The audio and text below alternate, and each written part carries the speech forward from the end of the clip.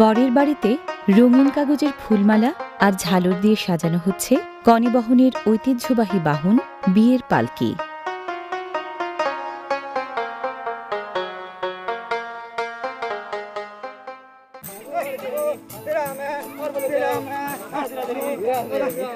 নেত্রকোনার দুর্গাপুরে হারিয়ে যেতে বসা বাঙালি লোকাচার মেনে এখনও কেউ কেউ বিয়ে করতে যান পালকিতে চড়ে। পালকি চলে ভিনগা, ছয় বেহারার ৩ পা। পালকি চলে গহন তলে আগুন জ্বলে। স্তব্ধ গায়ে আদুল পায়ে যাচ্ছে কারা রৌদ্রে সারা। লাঠি হাতের ৩ পাওয়ালা এই বেহারারা রকনুজ্জামান খান বা সত্যেন্দ্রনাথ দত্তের ছড়া কবিতায় শুধু নয়, ছন্দতালের মাধুরী বিলান পথে প্রান্তরেও। বেহারাদের চলার গতির সাথে তাল মিলিয়ে সামনে এগোয় বরযাত্রীর কাফেলা।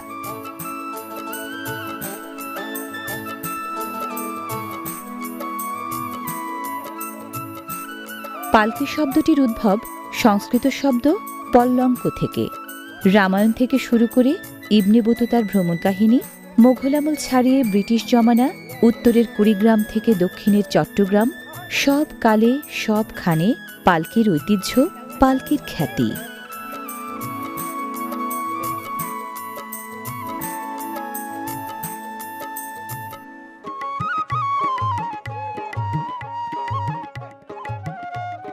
বরের পালকি এসে পৌঁছেছে কনের পাড়ায়। পথের মাঝে পালকি থামানোর হঠাৎ সংকেত। পালকি আটকানোর এই আয়োজন আসলে পূর্ব পরিকল্পিত।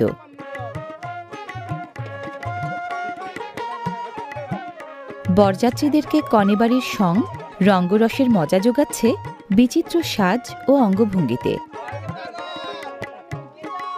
সামাজিক অনুষ্ঠানগুলোর মধ্যে বিয়েটাই সবচেয়ে আনন্দের। এটা সেটা আনুষ্ঠানিকতার দারুণ বৈচিত্র্য এতে। সংপর্ব সেরে আবারও কনেবাড়ির পানে।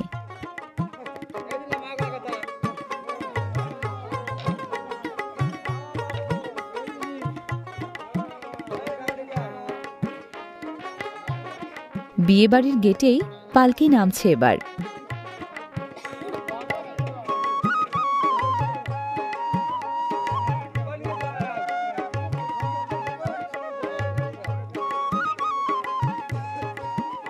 রুমালে মুখ ঢাকা লাজুক বরকে অভ্যর্থনা জানাতে পান, সুপারি, শরবতসহ নানা উপকরণ নিয়ে কনেপক্ষ তৈরি।